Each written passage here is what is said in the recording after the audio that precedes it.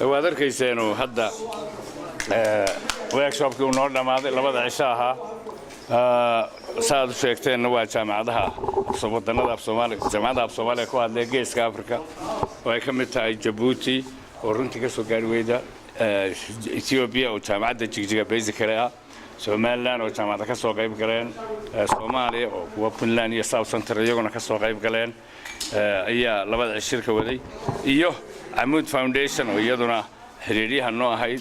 jaamacadda Massachusetts University of Massachusetts gobolka Massachusetts Mareykan ku yaala oo Professor Berger iyo ay nagala soo qayb galeen Hanim Toma oo iyo God oo isna xiriiriyaha noo ahaa waxaanu labada cisho si weyn u lafaguraynay tayada iyo qorsheynta jaamacadaha loo sameeyay tayada jaamacadaha sidii kor loogu qaadi lahaa waxbarashada gaar ahaan dhinacyada xagga macallimiinta tayadooda aqoontooda kor loogu qaadi lahaa iyo xajisantooda macallinku way dhib yartahay macallin shahaado sare haysta inaad hesho laakiin sidii loo xajisan lahaa ee macallinka adigu hayn lahayd ugu raagi lahaa jaamacadda ayaa muhiima qorshaha mustaqbalka saan isaga kaashan lahayn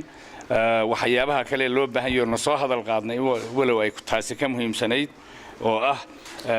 tasiilaadka ama facilityka ka jira meesha iyo badanaba waxaan la yiraahdo iyagana laftooda maaliyadda resource-ka ama hantida ay jaamacaddu ku socoto wax oo dhan markaan la fukuray inaanu ku heshiinay in qorshe jaamacad waliba ay samaysato sidii macallimiinta ay imika haysata u tababari lahayd kuwa ka shahaadad weyn ee soo noqday ka jira dhulka inay u qaadan lahayd taas oo wax weyn ka tari doonta tayada ardayda soo koraysa marka qodobadii oo dhan waa ku heshiinay إن شاء الله هنا إسكاشي دحضة يدا إياكا نجي الناس عدي عمود فاونديشن يوماس وصعنا يا مستقبلك وأنا هنقعدنا يا aad baad u mahadsantiin waxaan ku celinaynaa Allah subhanahu wa ta'ala annagu hadaan nahay Amoud Foundation waxaan naga go'an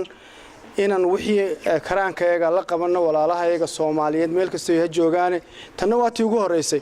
go'aana waxay naga tahay wixii aan ku tara waxbarashadu waxa ay kulaas gareeya qofka bili aadanka xuduudna ma laha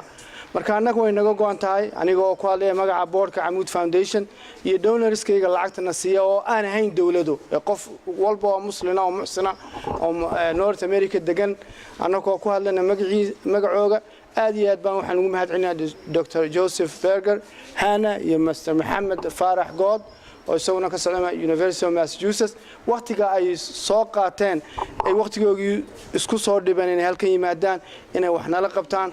aad iyo aad baan ugu mahadcelinaynaa waxaan u mahadcelinaynaa jaamacadaha soo aimay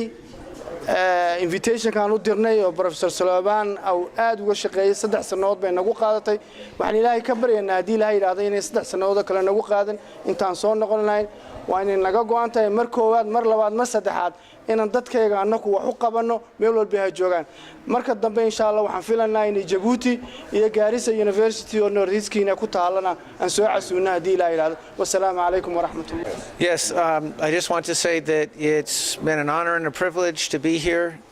working with the good colleagues at Amoud University and the other universities in Greater Somalia. They are doing very important work in very challenging conditions, and we hope that we will be able to make contributions working as partners in collaboration with them in order to improve higher education in a way that the Somali society deserves. Thank you.